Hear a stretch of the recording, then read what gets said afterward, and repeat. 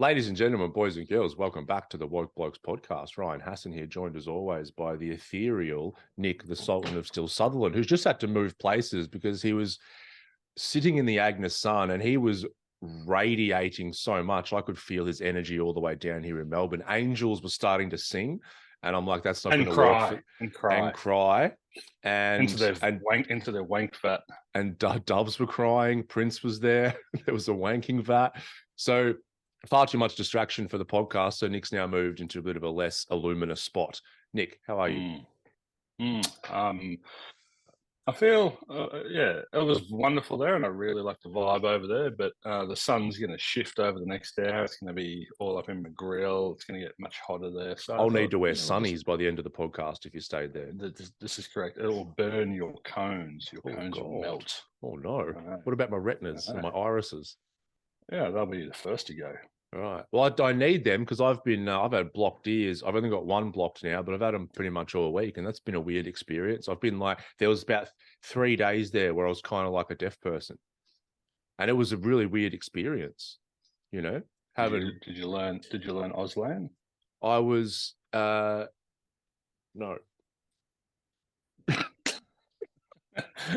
I wonder if that means anything. I think every one of my signs ends with something like that. Like I'm tying a bow or something.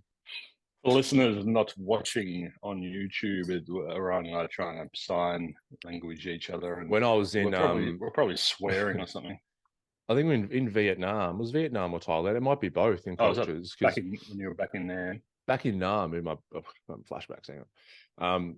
And, I always, because there's a language barrier and you're trying to understand, and then I'll do the okay, with my, like, yes, how's the food? Oh, yeah, perfect. And so you have the, the okay sign with your hand, but apparently that's a very sexual That has a different meaning now. Yeah. that's evolved.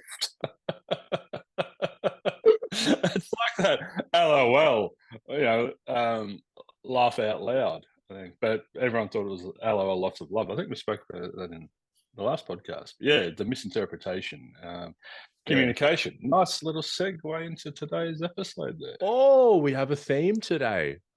We have a theme. Well, we said it. We teed it up last podcast. We did. So tune in. We got relationship experts, Ryan and Nick here. We're going to sort you out. Call in live to the show and we'll solve your relationship problems. I loved that show, Fraser. Did you ever watch Fraser? Not really. I know of it. Before your time? No, not yet. Probably a little bit. But I remember I maybe watched an episode here and there. I kind of got, there was him and his brother and some lady and the dad, and there was a dog going on. And Daphne was a lot of, was it like a bit like highbrow kind of humor or not?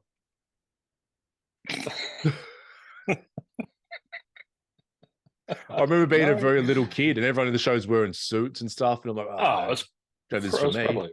Put Transformers back on. Probably above your pay grade back then. So what about now? Do you reckon I'd get into it now? I reckon you'd like it now. All right. Pull up a few old dusty episodes. What does that come up? Fraser, because I got a flashback of him. Yeah, call into the show, and he used to have people call into his radio show. Got it. So yeah, relationships we're going to talk about today. We've touched on relationships in so many of the podcasts here and there, and I reckon it wasn't just last episode. There's been many times where we've like, we should do a full episode. Skirted around it a bit, haven't we? We've beaten around the bush a little bit, but we're here for it. And Nick's got notes, We actually had a chat the other night because I've been I was single dating it this week with Melissa away with some girlfriends up in Byron Bay, and Nick messaged me and he's like, "Oh, did you notice this question? You notice any of your behaviors changed whilst she was gone? Like, baby, you're just a bottle of red, or walking around your jocks, or that kind of thing. No pants for the whole week." Yeah. And I'm like, I was doing those things, but it was to the exclusion of Melissa being here, because that's what I do when she's around here as well. I had to think about it though, because it's like, I had this weird, I remember when you asked the question, I'm like, I remember maybe many, many years ago, that feeling of like, I'm off the leash, that kind of thing. Like, it's it's a weird thing to ponder, this, like, I'm excited to be off the leash, yet, why am I on the leash in the first place? What is the leash? Who put the leash on you? Is it a metaphorical, imaginary leash or an energetic leash?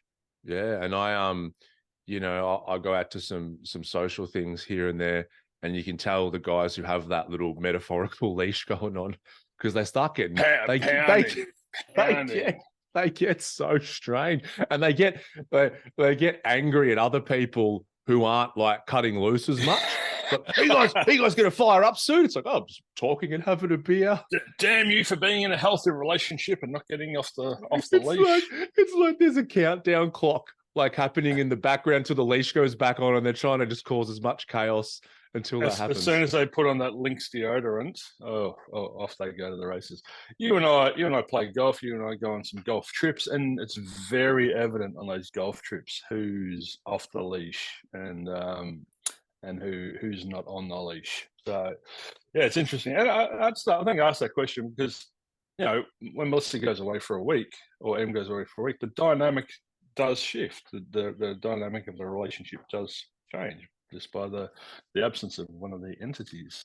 So yeah, it's just curious, but you do you and continue to do you no matter who's around, which is awesome. And that's one of the things, I guess. And I only do that now from a place of not doing it for very much the majority of my life, and being that guy who was like, whether it was off the leash in a relationship or off the chain from work for a few days. And it's like I'm trying to just get as much excitement and chaos and everything into a couple of days before normal life returns. And it's like responsibilities. I think it's a term that gets bandied around a lot, but it's like, what if you had a life? What if you had a relationship that you didn't need to escape from? Or modify yourself to exist in. Yeah.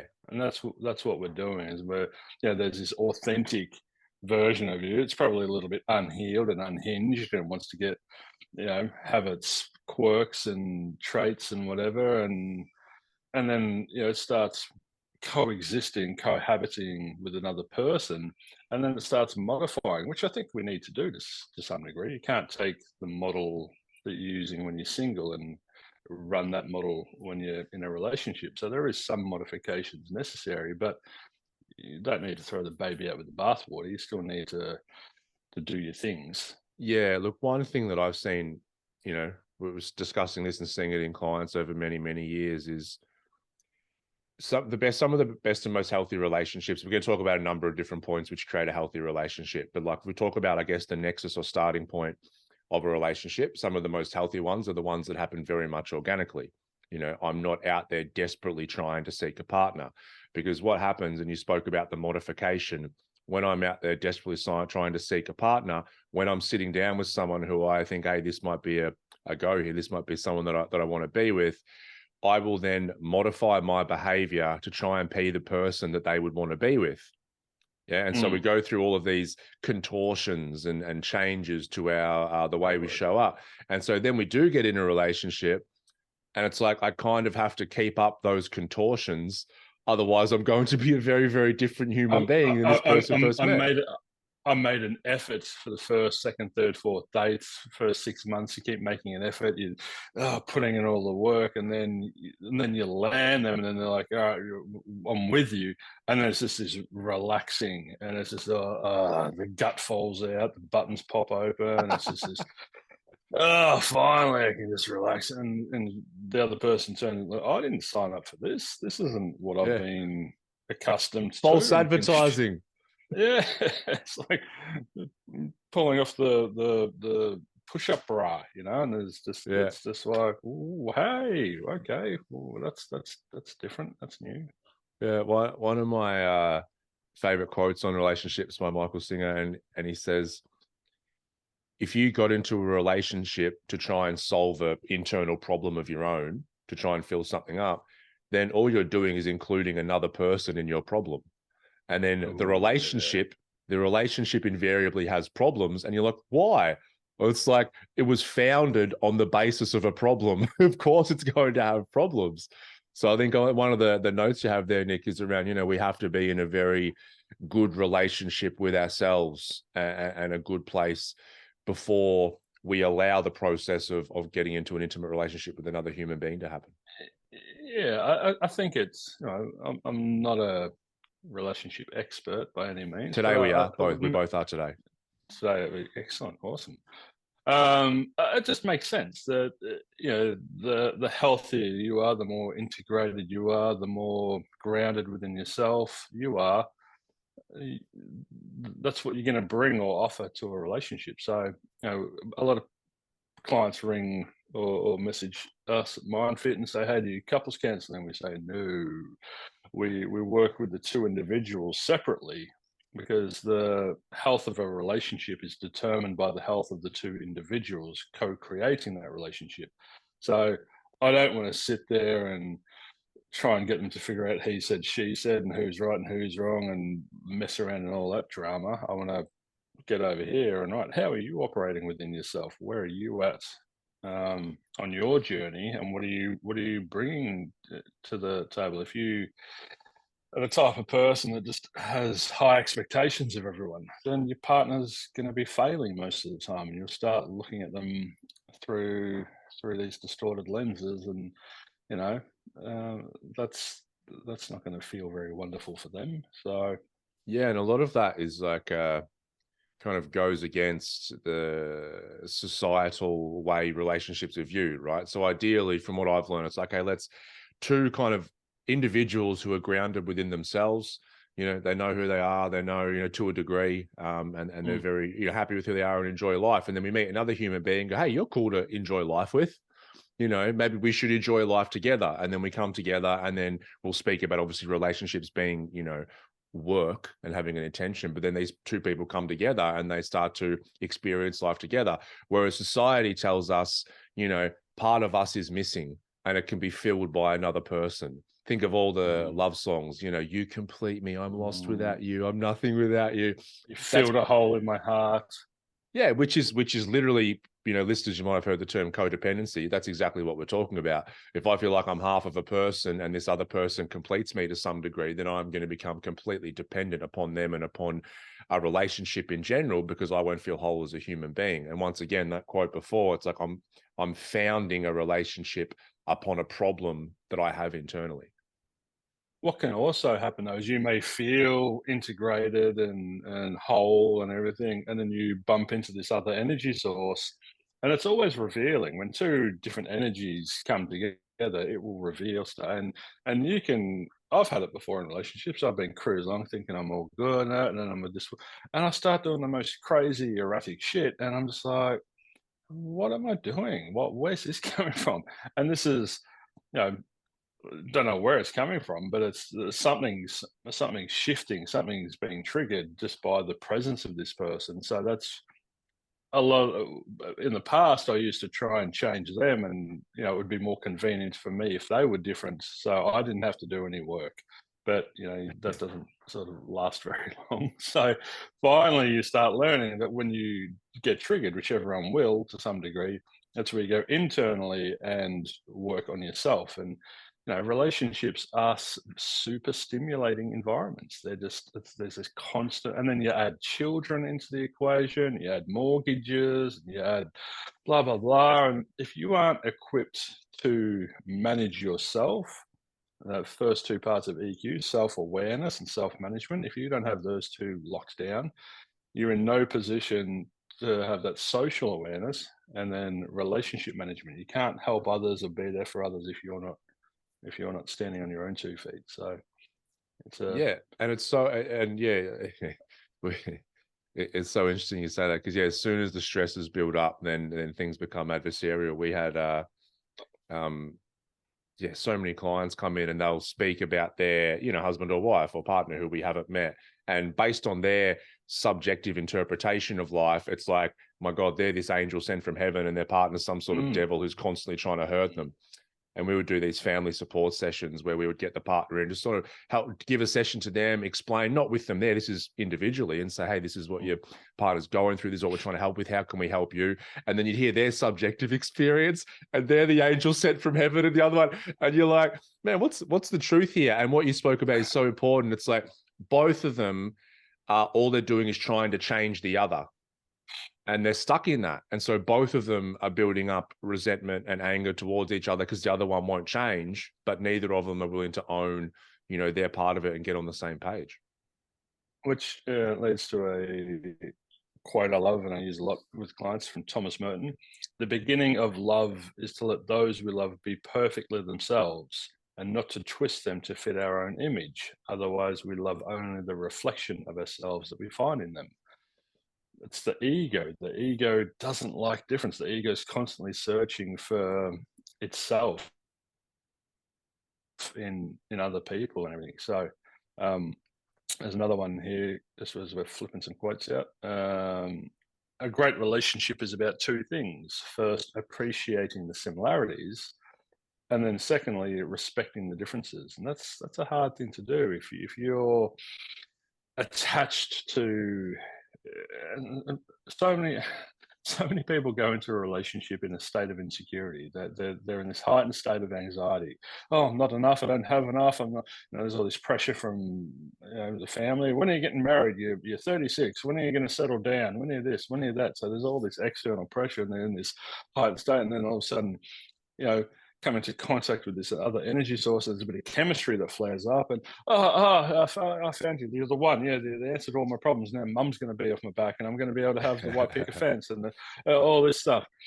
And it just doesn't work that way. I wrote in the notes a question: what's the aim or the goal or the point of a relationship? Why do two people come together and spend X amount of years coexisting? Well, it's on a very primal level. It's our basic evolution is to get together and procreate to create more of us. So there's that drive. But we can just go to the pub and have a one-night stand and just have lots of single mums running around. What am I doing in this relationship then? I know, man. I'm questioning my whole life.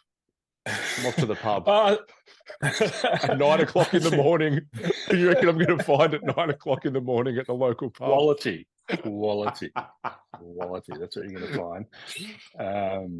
And so I answered that question. So support each other on a journey and not face adversity alone.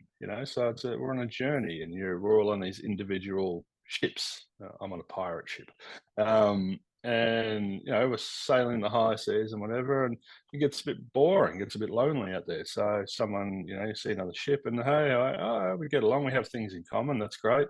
Why don't we sail together? Cool. And then, so it starts off lovely. Let's sail together. No, let's. The seas are lovely today, and it's calm and perfect wind, and let's have a cocktail or some rum because we're on a pirate ship, and then the storm rolls in, and that's revealing. That's where it's going to start bringing stuff to the surface, and you're going to find stuff out about yourself and about the other person. And if you have these desires for them to be a certain way and they act outside of those parameters, then you're going to want to throw them overboard.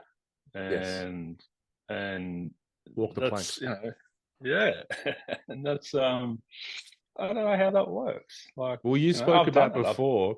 You spoke about you see someone and the chemistry like flares up, and it's like it's worth pointing out. Like when we do, it's a state of infatuation when we come across this other human being and we see all this potential, and we're physically, mentally, emotionally attracted to this person. Then we're flooded with, we're on drugs, essentially. We're flooded with oxytocin, with serotonin, with dopamine. So we're high, and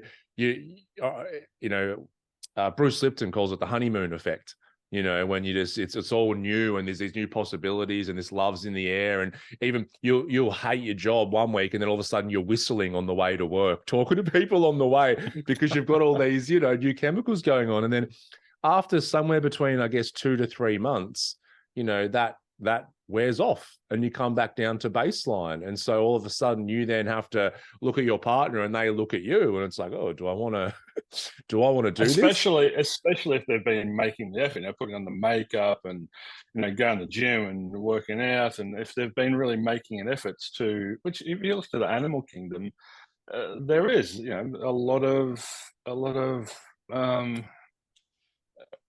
what do you call them? The peacocks dancing. There's a lot of I've got to show off to get this mate. I've got to be the one that they choose. It's so I think humans do that as well because we're not too far removed.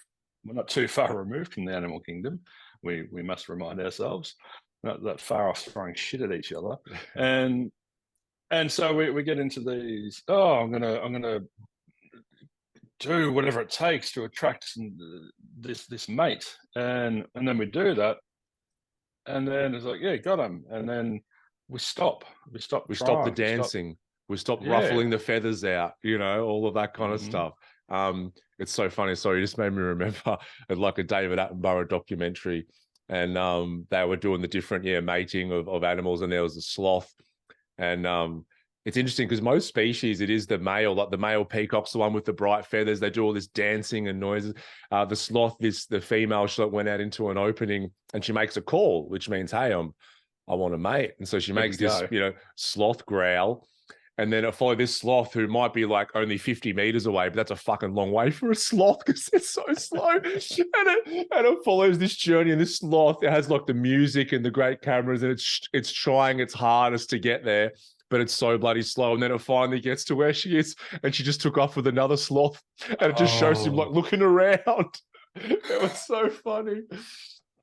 Poor bastard.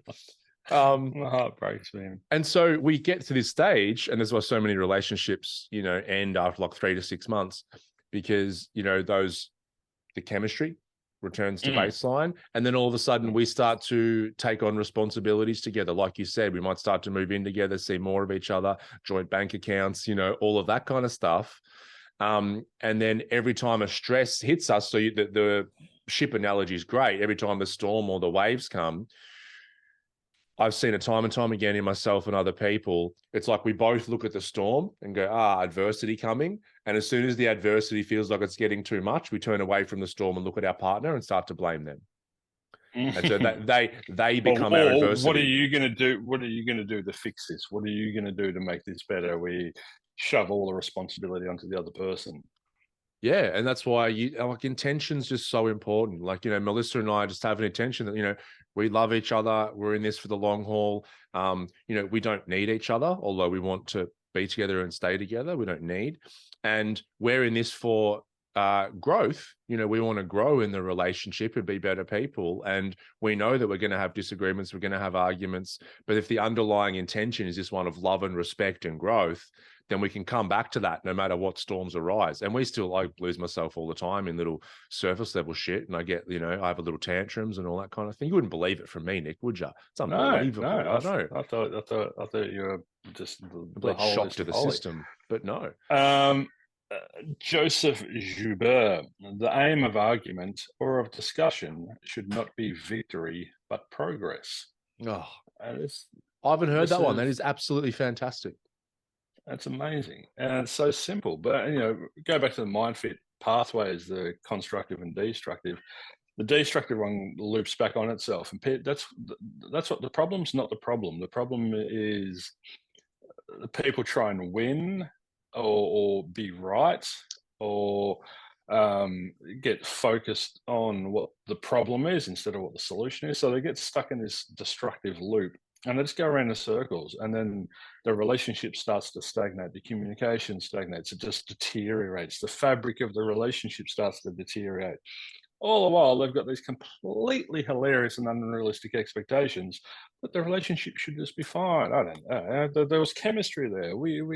It should just magically somehow work and run smoothly. And it's like this. It's like when they're in the relationship and it's kind of serious. It's like, that's done. So relationship, that's just done. That I've ticked that box. Let me focus on other things. But we speak about all the time with mental health. It's like you've got to tend to the garden.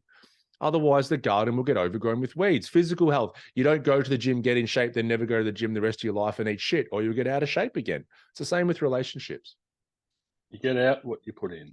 So if you've got an expectation, an unrealistic expectation that it should just magically somehow work without you turning up, then you're fucked, pretty much. So, And my partner should make me happy all the time. Oh, that's horrendous. I like this one. Tony Robbins. Not a massive fan of a lot of his stuff, but this one's a good one. I love Big Some Tone. of the biggest. Yeah, I haven't. I was turned off him by the whole cheesy grin, big jaw. And I think yeah. that's an easy, yeah, that's where a lot of people get turned off. But if you kind of dive a little bit deeper, if I made an effort, there'd be lots of this is one of them. Okay. Some of the biggest challenges in relationships come from the fact that most people enter a relationship in order to get something. They're trying to find someone who's going to make them feel good. In reality, the only way a relationship will last is if you see your relationship as a place that you go to give and not a place that you go to take. So it's being selfless instead of selfish.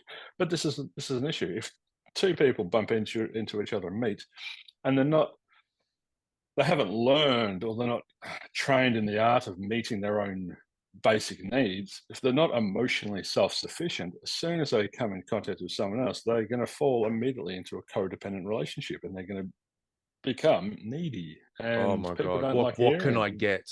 What can I get? Relationship. It can be something to do with career or work. It can be a friendship. It's, I know I've noticed this in myself in the past, so I'm hyper aware of it. And it's just this underlying drive is like, hey, what can I get? And you can lie to yourself on the surface and say that's not what's going on, but I've seen it in most human behavior that's happening, all the time. And relationships are a big one. Yeah. So there's a few staples I think that are really important to a relationship is constantly ebbing and flowing because the two humans co-creating it exist within or under the law of nature that everything is impermanent. So everything is in a constant state of flux. It's every morning when you wake up, you turn over, you're meeting that person for the same time, basically. It's not the same person that existed yesterday.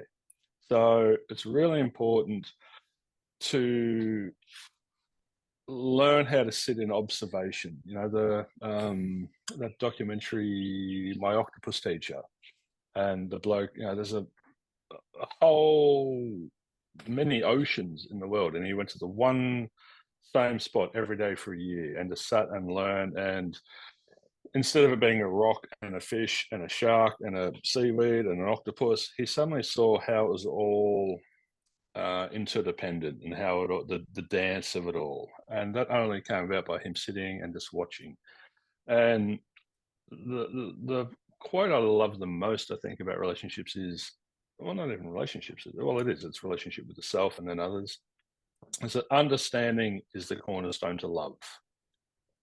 Understanding. You don't have to understand how they think or why they think that or anything. Just sit and observe your partner's nature and just understand that they're different to you. Understand that those differences are going to strengthen the relationship if you don't attack them.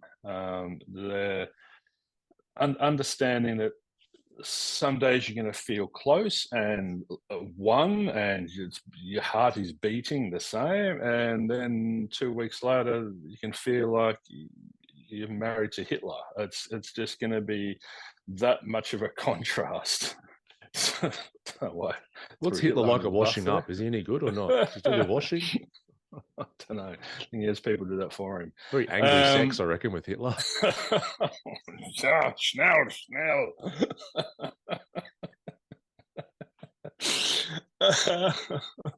So it's understanding the nature of yourself, understanding your own nature first and foremost. What are your tendencies? What are your traits? Where do you sort of fall down? What traps do you fall into?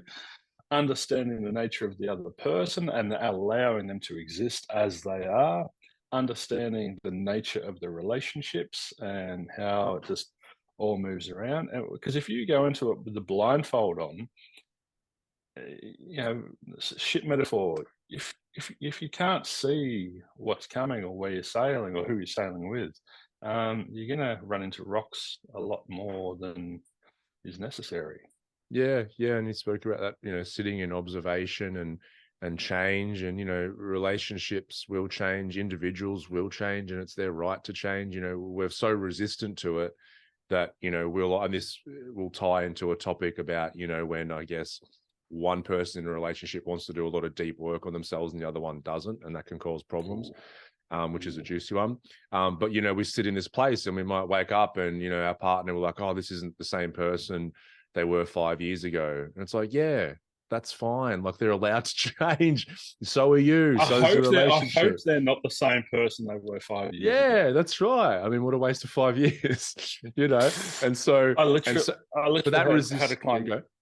I had a client just this week. So I've been with my partner 19 years, and she's going through a lot of stuff that's not of her choosing, and has been through a lot of stuff that's not of her choosing, which is obviously coming out and having a ripple effect. But he's just looking for the person that he knows. I want my friend from 19 years ago to be here. I'm like, therein lies your problem. You're searching for something that doesn't exist, and when you see this version of her, you've got this aversion to it because it's not preferable for you. It's not what you're seeking or searching or craving or desiring. So you're not going to be present and able to attend to her as the relationship requires you to be. You're making it about you instead of her. You talk about unnecessary suffering. I mean, for God's sake. But I want something that was around 20 years ago, but now doesn't exist in reality. And I want that. And if I don't have it, I'm going to be in suffering. Suffering occurs when we try and make permanent that which is not permanent. So everything. Everything.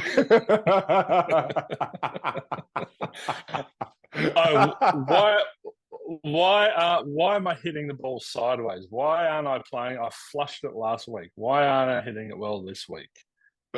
It's not you. You didn't exist a week ago. You weren't swinging the golf club a week ago. It was a different version of you. Can you say that quote again? I'm doing a class tomorrow on suffering, and I would like to bring that one up.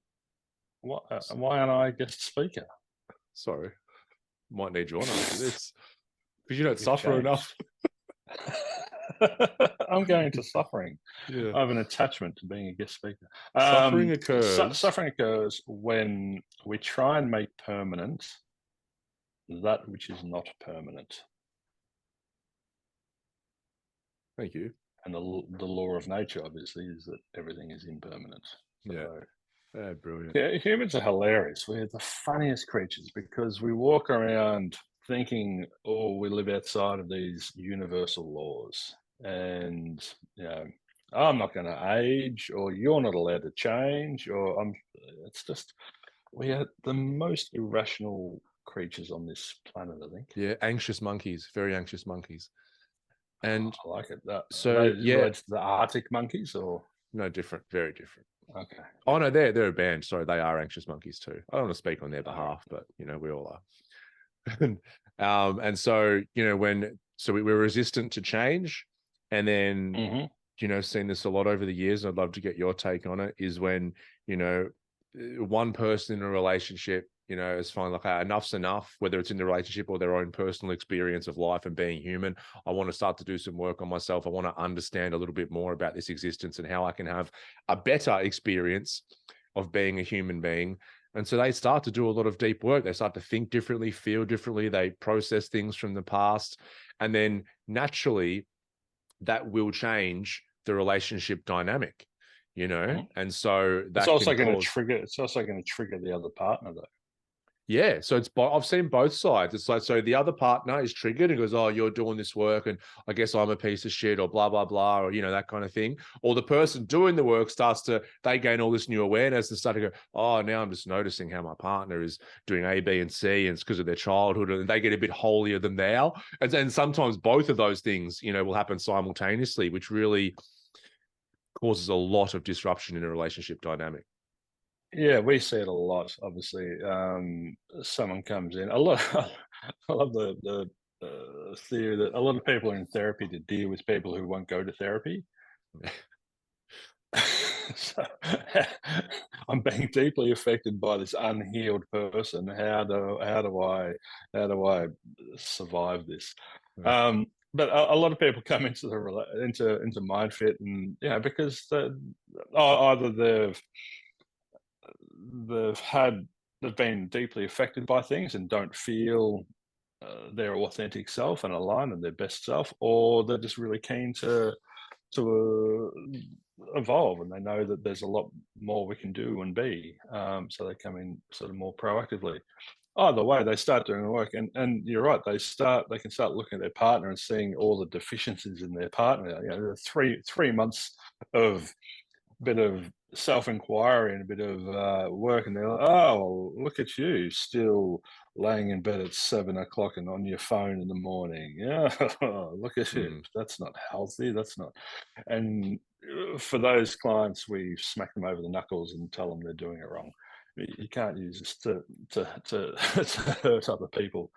And we notice when one grows, when one starts evolving, it will trigger the other person. Sometimes it will trigger it in a destructive way, and they'll go, "Oh, now you're better than me," or "Why are you changing? There's nothing wrong with us. You should just still be stagnant with me." Or you know, sometimes it might take a year or two, but the other person will eventually go, "I see why you're doing it now," and I get that, and that's attractive. Now I want to do my work. So sometimes they'll inspire their partners, or sometimes it'll actually create a larger rift, and it all depends, I think, on the amount of love, unconditional sort of love that's at the And baseline there. respect, it comes back to that intention. It's like if I'm okay for my partner to change, and I'm okay for them to have a different experience as a human being, then we can maybe have disagreements and that kind of thing, but it's not the catastrophe that it is in most occasions. Because most relationships, we spoke about codependency, so a relationship comes together, it's like a lock and a key, right? It's like both individuals' imprints come together, and it feels like love, but it's actually just two imprints that kind of match each other, a lock and key scenario that come together. So that might be someone who likes to control people and situations, and then they come together with someone who has an imprint where they were controlled and they feel safe being controlled. There's a victim perpetrator dynamic that goes on, the good guy, the bad guy, all this kind of thing. And so they come together and a dynamic forms and a relationship happens, and there's chaos and all that kind of thing, but it feels kind of safe and familiar. Normally familiar is the one. We'll attract in a relationship what was familiar from a lot of our early relationship and childhood imprints. And so what happens then, one person goes and starts to do all this work on themselves, and now they're undoing a lot of programming.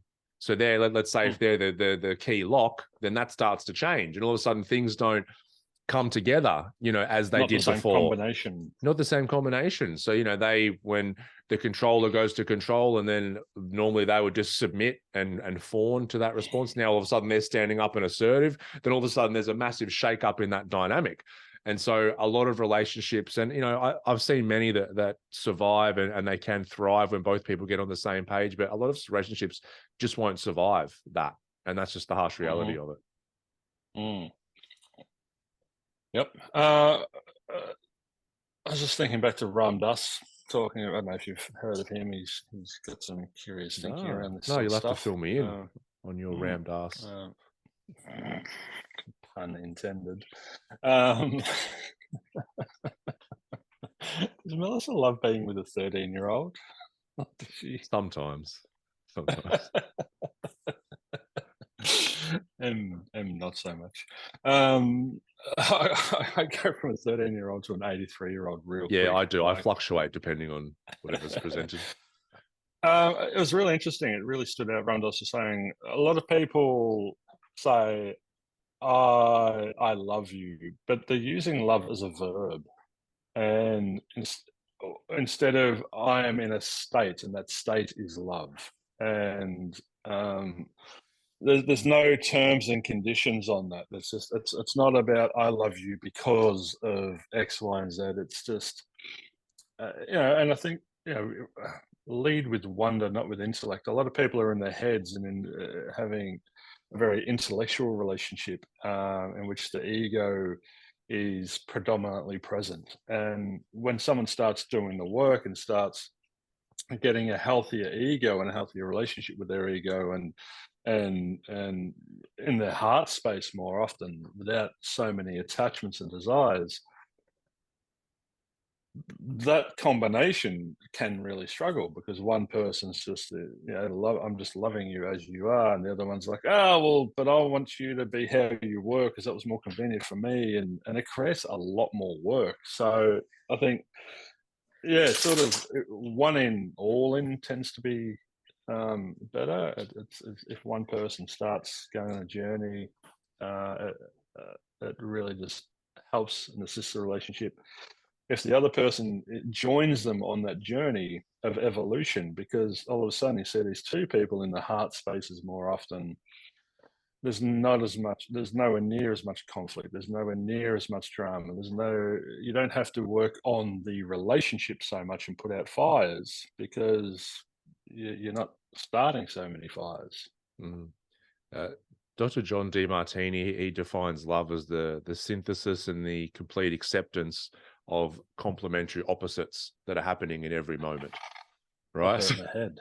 Let me break that down. So it's like in every moment, break it down. In every moment, there's a perfect balance of what you want to call it, positive and negative. It's like a magnet. A magnet's got a positive and a negative like pole. Us, yin and yang today. Yin and yang. Yeah. We're in perfect balance. Yeah. We're in perfect balance. And so every moment's like that, but we create imbalanced perceptions by looking at something and neglecting the bad and only focusing on the good, or neglecting the good and only focusing on the bad. So like a bill comes and I get all distorted, an unexpected bill, and I just go into that's a negative experience, only because I can't see the positive experience that is associated with that exact same event. We call it disqualifying the positives. Yeah. And so whether it's a situation that's happening in a relationship or your partner in general, when you can look at them and see an absolute perfect balance of what you might call positive and negative, of all the different traits and everything, and go, that's perfect and that's beautiful, then that's a state of love. Because when we look at a situation like that, then I no longer now have expectations that it should be a different way. And I also see the underlying perfection that's in that moment, that it couldn't be any other way. So now I'm really in reality as opposed to wrestling reality, like we spoke about earlier. The list of cognitive distortions, jumping to conclusions. If you wake up and your partner goes to work early or something and there's dishes left there, I knew they were going to leave the dishes. You can hear the neurosis. Worst case scenario, I did this and they're going to think this of me. Black and white, they're good or bad, right or wrong, positive or negative. I cracked an iceberg one day with the quote that being right isn't more important than how people feel. There's this 63-year-old bloke who'd gone through life as an engineer, and he was, I am factually correct. This is correct. But he was dismissing his wife so much, and so it was just it was very black and white. There was no grey or colour. Comparing what they're doing to what we'd prefer them to do is a distortion. You said it. Labeling them. How many people label their partners? Blame. We start blaming them for what's the state of the relationship instead of taking a sense of ownership. Disqualifying the positives, or looking at things through. I've been guilty of this one, looking through rose-colored glasses, and I was in the potential reality instead of what it could be like. So, if you look at it like as you said, the reality of what is, and the reality is, person has not done dishes. There's no meaning. There's no issue there. It's just what's required to do some dishes. Is that going to kill you? No, it's no problem. But if you're carrying in these attachments and biases and preferences, and you're looking at the world and your environment and the people in it through these distorted lenses, you're going to spend the majority of your time, 90% of your time, in the reality of what would, could, or should be happening instead of the reality of what is. And when I offer the reality of what is to people, it is mind blowing. It's one of my favorite things to do. Reality is, this client the other day was all up in her head about what her ex did and everything, and having a deep amount of suffering because of that. And I said, the reality is, woman is sitting in a chair. And her mind was so conditioned to creating drama and neurosis and these fantastical illusions and these movies that would play constantly in her head, that when I offered it to her, that all that's happening is that in the here and now, she's sitting in a chair. He doesn't exist in her current area. She really, really struggled to grasp the simplicity of it because she was so used to convolution and complexity. Oh yeah, when you're stuck watching the movie for, weeks, months and years on end, it's very hard. It's like we're glued to it. And it's like, what if we just stepped away and just unglued for a minute and see what it's like not to have that running? But we humans get addicted to that. It runs us.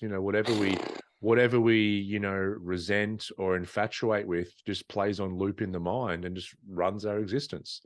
And we miss What we things. resist persists. Oh, okay. Well, that's a new quote. It's a Nick Sutherland one.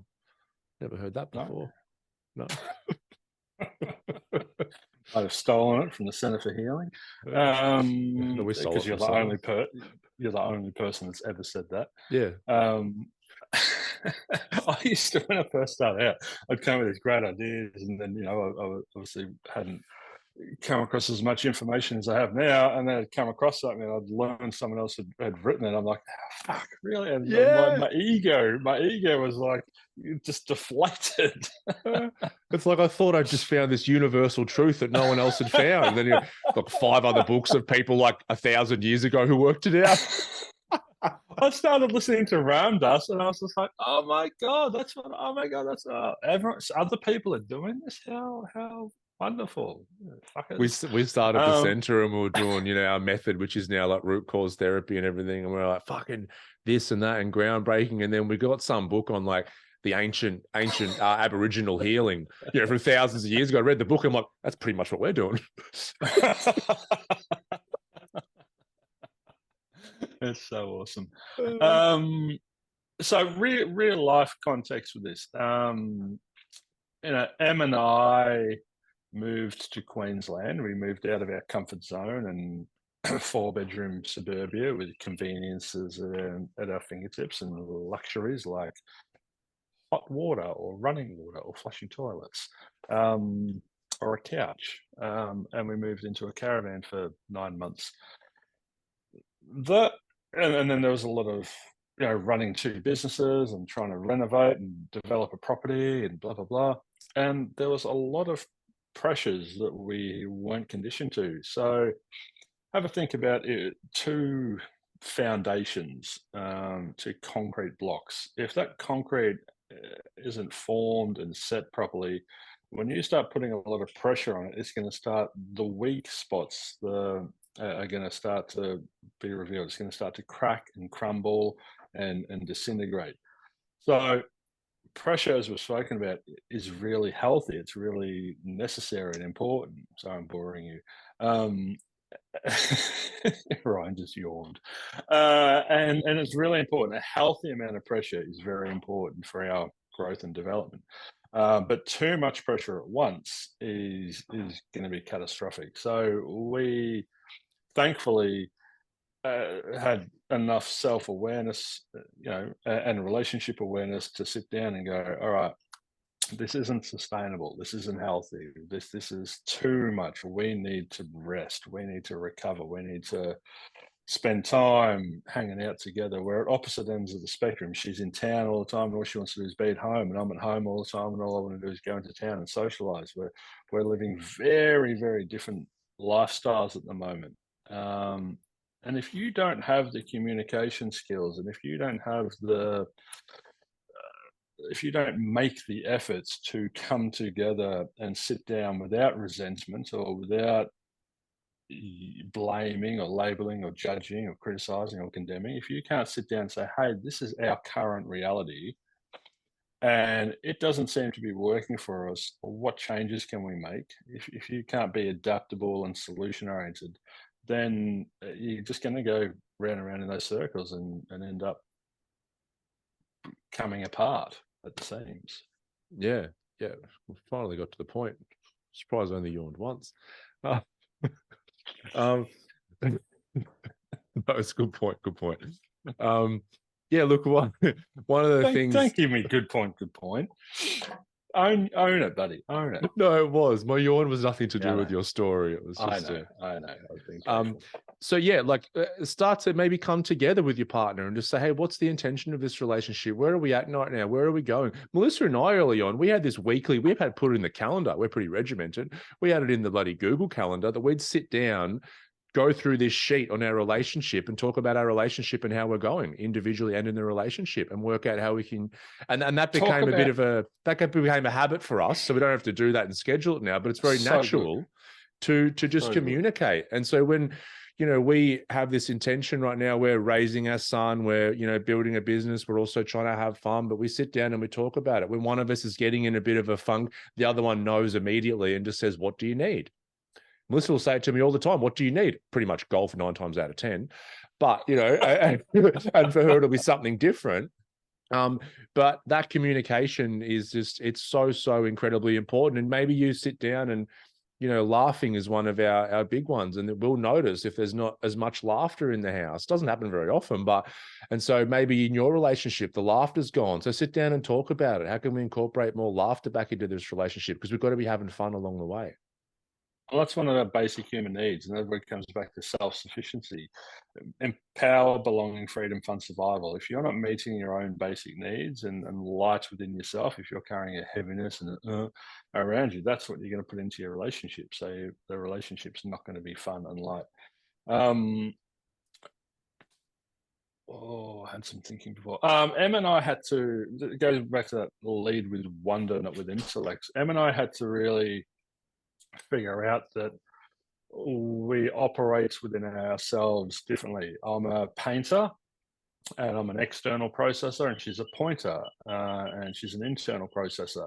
That was huge for us. That was really important, because if she's in a relationship with an internal processing pointer, just get to the point and then, all right, and then go away and think about it by myself and then come back later. Yep, and move on. Cool, no worries. Where I'm like, all right, well, let's have a chat about this. Let's get it open. Let's figure it out, blah, blah, blah. And I need to do this externally. If she was with a pointer and an internal processor, that'd be so easy, because they'd both just be, yep, this is what we do, and this is what the relationship needs, and move on. But because we have a difference there, if you don't identify that difference and respect that difference exists and not see it as a negative, or not go, not apply meaning to it and go, that means we have to work really hard or anything. If you just accept that it's a difference and leave it there, and then within that go, okay, so it's not about how I process, and it's not about how you, it's about how is the relationship going to process. So it means I have to be less of a painter at times and get to the point, and then needs to be more of a painter at times, and not just get to the point. No, just hurry up, just what is it? She needs to give me some space and room, but I need to stop doing what I'm doing, and vocabulary lies a lot. It's a nice word. I like it. We assume, don't we, that other people process things and receive things and give things in the same way that we do. And it's not until we communicate and understand that we can improve a relationship. It's like the love languages. It's like, Melissa likes words of affirmation. I like acts of service. So it's like, I'll assume that acts of service are great, so I'll keep doing things for her, and she'll keep telling me, how good I am and all that kind of stuff. But we're just giving love the way that we like to receive it. So it's like, well, Melissa knows now that, it's still good to tell me I'm going right. But, if she starts to do stuff for me that's unexpected, I'm like, oh my God, I feel it just deeply.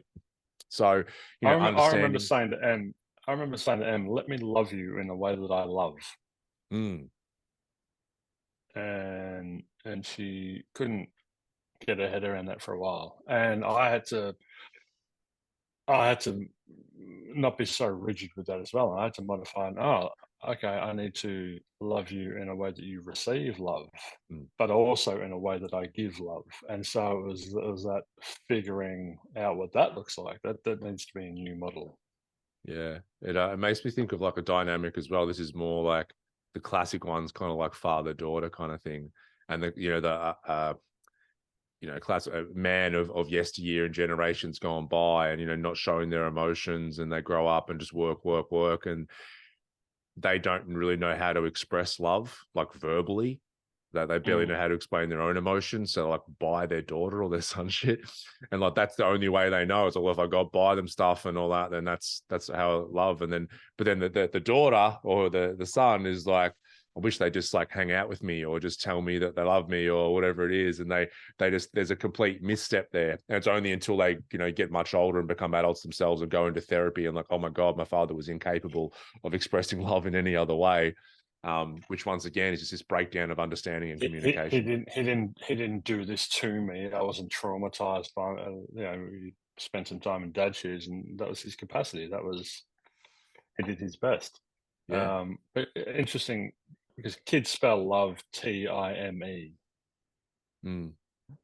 That's how love is a 4-letter word, but they spell it Time, and it's about just being there with them and connecting and associating with them. And the fact that you turn up to their play or their sports game or whatever, that is gonna give them a really wonderful imprint and core memory instead of the latest Barbie doll or whatever.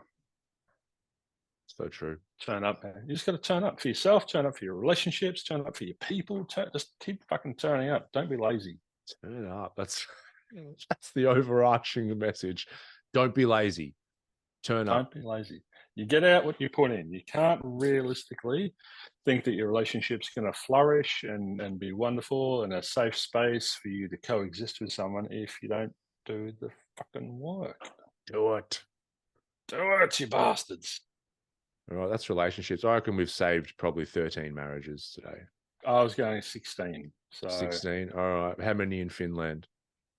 12. They'd have good, man. Everything goes well over there. Their school system, they got sorted out. I reckon they got healthcare and all that kind of stuff. They got their shit sorted. Big vat. Oh, you know who's Finnish?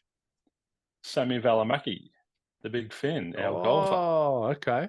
All right. Yeah, maybe he took. He might be one the of our 3 podcast. listeners in Finland. What's their population? 7? Yeah, we're very big over there. We're a big deal. Shout out to the golfing community in Finland. Maybe we'll get a billboard up in Helsinki or something. One of their main highways or something. Yeah. We should go on tour over there. Okay. It'd be cold. Play some golf or in winter, probably. Okay. So golfing / podcast tour. Yeah. All right. The tax write-off. Done. Let's go. Right now. Pack. Peace out. See you, everyone.